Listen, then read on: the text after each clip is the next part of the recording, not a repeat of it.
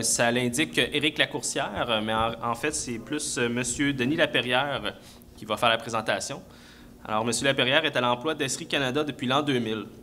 Il œuvre en tant que directeur de compte au bureau de Montréal. Il supporte la force de vente en développant et livrant des démonstrations portant sur l'ensemble des produits ArcGIS. Bien, merci beaucoup. Je ne sais pas si vous m'entendez bien, j'imagine, ça semble sortir. Bonjour à tous. Alors, aujourd'hui, c'est une petite présentation, peut-être juste pour vous montrer. D'abord, on parle beaucoup de villes intelligentes. Vous avez entendu souvent ce terme-là. La géométrique, je pense, c'est un volet qui peut être important dans le cadre de vers quoi les villes veulent aller. Et ici, ce que j'aimerais vous montrer, c'est plus différents programmes d'Esri Canada qui peuvent vous aider à améliorer l'accessibilité de vos services offerts à vos citoyens. Donc, Esri Canada offre différents programmes à ce niveau-là. C'est correct pour le son? J'entends un petit écho. OK. C'est arrivé? C'est bon. Alors, pour commencer, déjà, on a un programme qui s'appelle ArcGIS pour les municipalités canadiennes. D'abord, peut-être, est-ce que dans la salle, il y a des utilisateurs des produits ArcGIS, au moins un produit ou quelque chose? OK, une bonne partie qui sont ici. Ensuite, je m'assurais aussi que vous connaissiez ces types de programmes-là. Entre autres, je vais vous parler du programme de carte communautaire que SRI Canada et SRI offrent aux communautés. Ensuite, certaines applications mobiles et web que SRI Canada, dans un cadre de programme au niveau canadien, est en train de canadianiser, pardon pour le terme, pour certaines applications, ceux qui utilisent nos produits, là, vous savez que Esri offre déjà plusieurs applications web, plusieurs applications mobiles que vous pouvez télécharger, modifier en conséquence. Donc, on reprend ces applications-là et on rajoute certaines informations typiques à ce qu'on peut retrouver au Canada ou au Québec, là, en fonction des commentaires qu'on a des différentes organisations. Alors, peut-être pour commencer, je vais vous parler peut-être m'assurer pour ce qu'on appelle le programme de carte communautaire. Alors, qu'est-ce que c'est que la carte communautaire? C'est une façon économique efficace pour les différentes organisations, entre autres gouvernementales. Ça peut être au niveau fédéral, provincial, municipal, les MRC ou autres, dans le but de partager votre information géographique avec le grand public en ligne là, via le web. Le but, c'est de prendre les données des différentes organisations officielles, dont les municipalités, et de les uniformiser et faire ce qu'on appelle du tuilage, un cache, et créer une carte qu'on appelle la carte, cette fameuse carte communautaire, et de l'intégrer dans une carte là, topographique là, qui représente finalement le monde. Nous, Esri Canada, on s'occupe de la partie canadienne, évidemment. Donc, on fait des ententes avec différentes municipalités pour pouvoir intégrer, pour faire cette carte du monde-là. On s'entend, c'est juste la partie du tuilage. Donc, c'est une carte de fond, c'est pas avec les attributs et autres. Là, c'est dans le but de pouvoir démarrer facilement avec vos données. C'est un partenariat qu'on fait avec les différentes organisations. Notre fond de carte qui est utilisé à partir de vos données est disponible à l'ensemble des utilisateurs et même ceux qui ne sont pas utilisateurs des produits ESRI. On s'occupe de faire tout le traitement de l'information et on vous les retourne aussi les différentes données, que ce soit sous forme de tuilage, ceux qui sont familiers avec nos produits, là, les géodatabases, donc le modèle de données qui a été utilisé. Si vous voulez le réutiliser, il y a souvent de nos clients qui veulent le réutiliser à l'interne pour pouvoir faire cette publication-là à l'interne, pour faire des mises à jour plus régulièrement. Donc, ça leur facilite énormément la tâche là, par la suite pour faire cette publication-là par eux autres, même par la suite. Donc, comme je vous ai mentionné, ça facilite aussi la création d'applications web. Donc, ça vous donne accès à une carte de base immédiatement.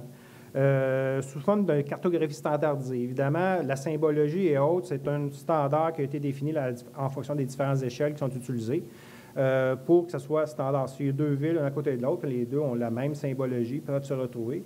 Comme c'est communautaire, ce n'est pas chacune des villes accès à sa donnée, c'est une carte. Donc, si vous avez vos propres données, bien, la ville à côté, si des fois vous avez des projets en commun, vous avez besoin d'aller chercher d'autres informations qui sont à l'extérieur de vos données, bien, ça vous permet d'accéder à ces informations-là.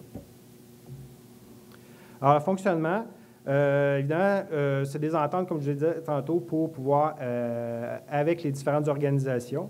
Donc, on s'assure que cette carte-là provient toujours des données officielles. Comme je l'ai dit, que ce soit fédéral, provincial, municipal, dans le cadre du Canada, d'autres formes gouvernementaux pour les autres pays.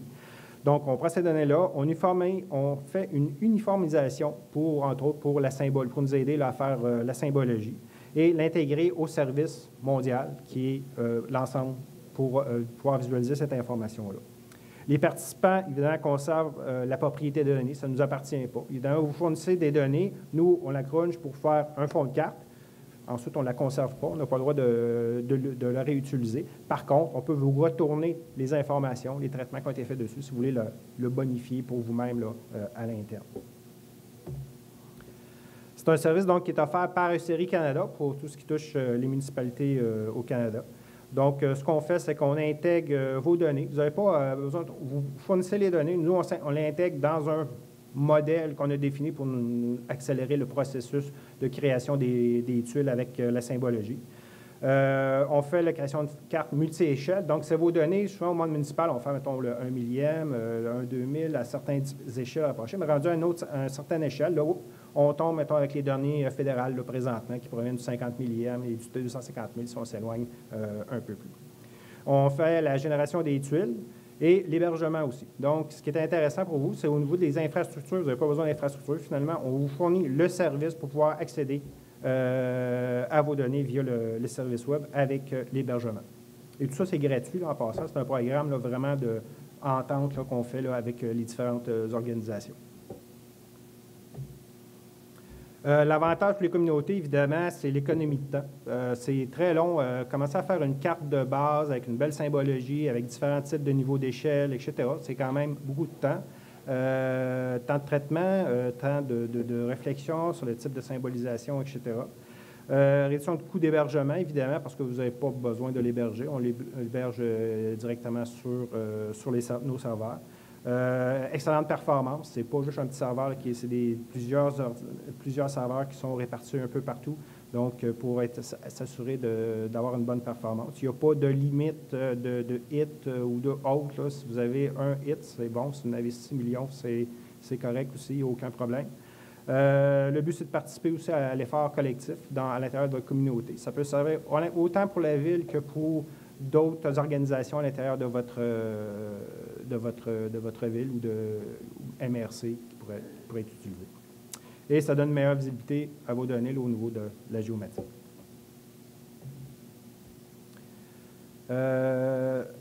Les bénéfices pour les utilisateurs de ce service-là, évidemment, ça vous donne les possibilités d'avoir des données à référence qui sont à jour, okay, en fonction du RIP, qu'on puisse le mettre à jour.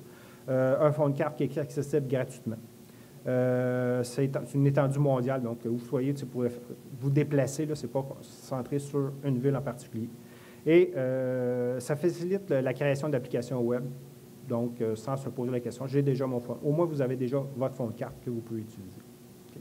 Pour ceux qui utilisent déjà nos produits, qui utilisent entre autres la plateforme ArcGIS Online, bien évidemment, c'est déjà intégré cette carte-là. Tous nos produits, finalement, accèdent à cette carte en ligne, que vous pouvez aussi, si vous allez sur arcgis.com, ceux qui ne sont pas utilisateurs de nos produits, vous pouvez toujours aller visualiser ce fond de carte-là présentement.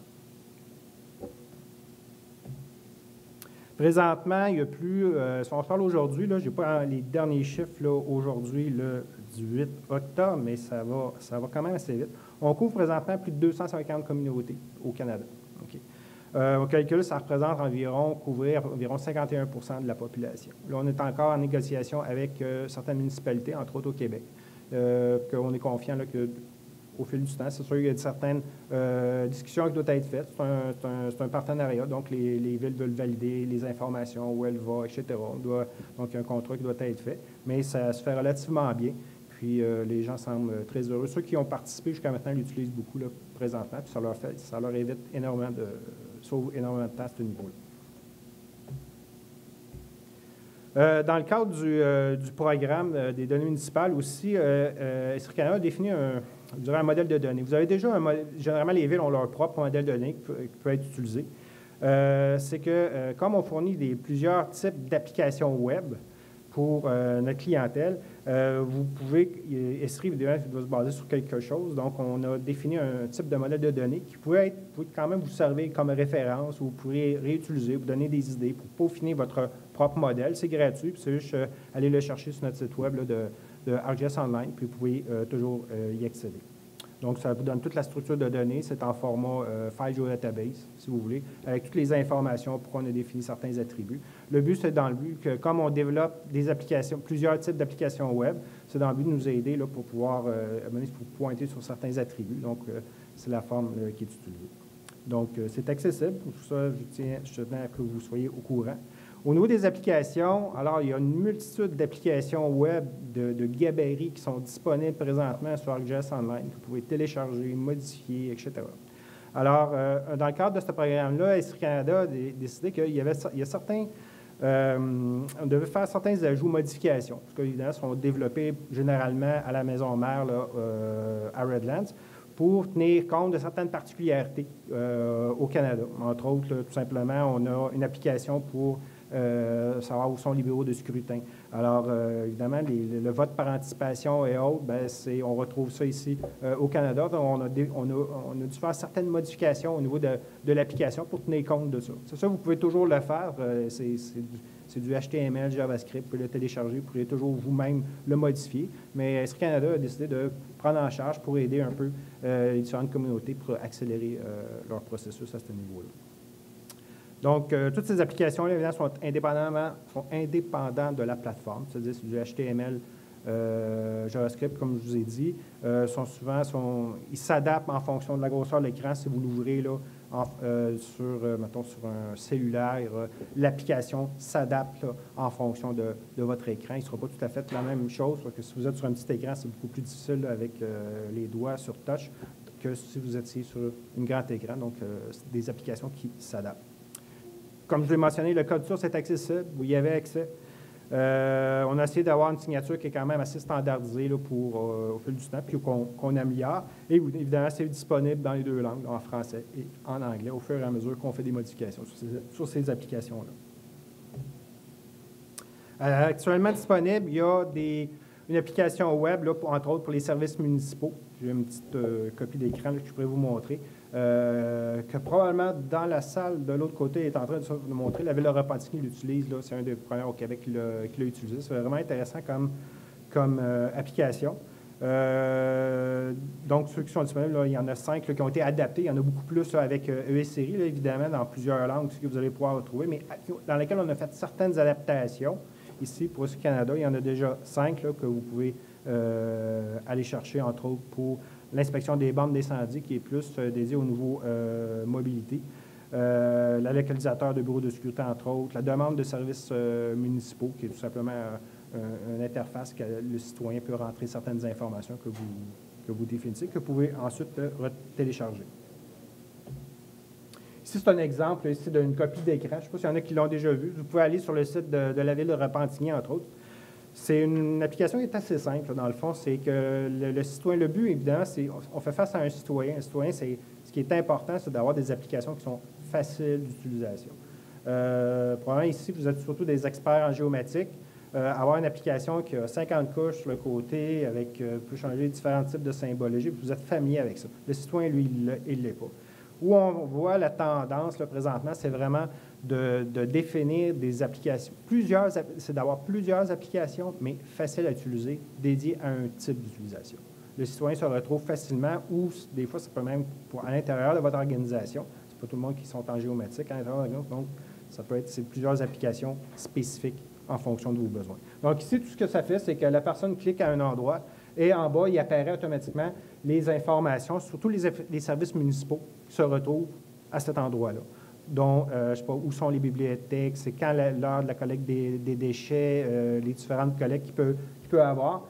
Puis là, c'est adaptable en fonction de vos différents services qui sont offerts par les municipalités. Donc, c'est simple, je clique, puis j'ai les informations. Et ensuite, il y a même à l'intérieur de chacune petite boîte, vous pouvez cliquer, mettons, c'est quoi la bibliothèque la plus proche, je clique, qui fait le meilleur trajet, et hop là. Puis c'est basé sur les services là, de Esri qui sont derrière ça.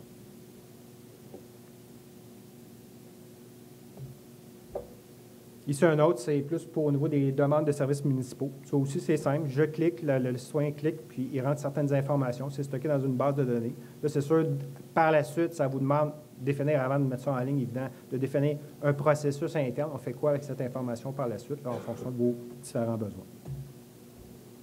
Même chose, un peu le même principe, un localisateur de bureau de scrutin. Donc, vraiment typique. Je clique, ça donne le meilleur chemin lorsqu'il y a des élections, entre autres municipales, là, qui peut être utile. Donc, c'est, comme je vous ai dit, il y a zéro programmation, à part certains changements peut-être au niveau de l'interface, si vous voulez, mais vous avez accès au code source. Puis, il y a quelqu'un qui manipule le JavaScript, là, je vous dirais que c'est assez facile à modifier. Prochaines applications qui veulent adapter là, typiquement pour le Canada. Entre autres, c'est des avis aux citoyens. Ça, c'est une fonctionnalité, c'est plus pour l'interne, je vous dirais. Entre autres, je fais un polygone autour d'un secteur, puis il va me sortir l'ensemble des adresses, puis c'est déjà pré-imprimé pour mettre sur les enveloppes là, par la suite. C'est aussi simple que ça. Information publique, c'est une application, entre autres, c'est un mix de vos propres données que vous voulez rendre disponibles aux citoyens, et en même temps, si vous voulez rajouter différents types de couches qui proviennent des citoyens via les médias sociaux. Okay? Que ce soit Twitter, que ce soit différents, soit Instagram pour les photographies. Donc, c'est déjà tout adapté pour se connecter sur ces médias sociaux-là. Vous définissez, c'est juste des paramètres. Il y a encore zéro développement. Vous avez juste à définir un terme particulier, okay, pour chacun des médias sociaux. Puis, il va s'afficher, là où vous définissez, je veux savoir des 2 derniers jours, la dernière journée, etc. Puis, il va s'afficher, parce que souvent, maintenant, les gens rentrent ça avec des téléphones cellulaires, déjà une localisation qui est définie. Ça vous permet de voir afficher via un thème directement et de l'adapter en conséquence. Un autre, c'est plus un planificateur d'événements spéciaux. Donc, c'est en développement présentement. C'est, mettons, un événement, vous devez fermer une rue parce qu'il y a une parade ou autre. Alors, c'est un outil de collaboration qu'il peut y avoir là, entre différentes personnes à l'intérieur de votre organisation. Alors, évidemment, comme je dis, il y en a beaucoup d'autres applications que vous pouvez télécharger sur le site d'Esri. Je vous invite à aller faire un tour pour aller voir les différentes possibilités. Ceux qui connaissent, qui utilisent déjà ArcGIS Online ont accès là, directement là, aux différents gabarits. C'est facile à utiliser. Ils ont juste à choisir le gabarit, ça s'adapte, la donnée s'intègre et vous avez déjà votre application. Donc, c'est sensiblement les mêmes qui sont repris, mais modifiés légèrement là, en fonction des besoins particuliers du Canada. Donc, si vous voulez avoir des informations, vous voulez télécharger ces gabarits-là ou le modèle de données et autres, juste aller sur, rentrez juste, aller dans, je sais pas moi, sur Google, Bing, ou autre, puis entrez ArcGIS pour les villes canadiennes municipalités. Puis, il va vous sortir l'ensemble. Ça se connecte, vous allez tomber sur ArcGIS Online, sur le groupe de travail sur ces types d'applications et de modèles de données que je vous ai parlé. Ça vous permet de... C'est gratuit. Tout le monde y a accès. Là. C'est pas besoin d'avoir des produits Esri là, pour ça, pour accéder à ça. Alors, c'est un peu tout. C'est un petit peu ce que je voulais vous mentionner. Certains programmes là, typiques là, au niveau canadien là, que Esri est en train de développer. Entre autres, la carte communautaire et les différentes applications qu'on vous met en ligne. Je ne sais pas s'il y a des questions sur carte communautaire, sur les applications que vous aimeriez poser comme question.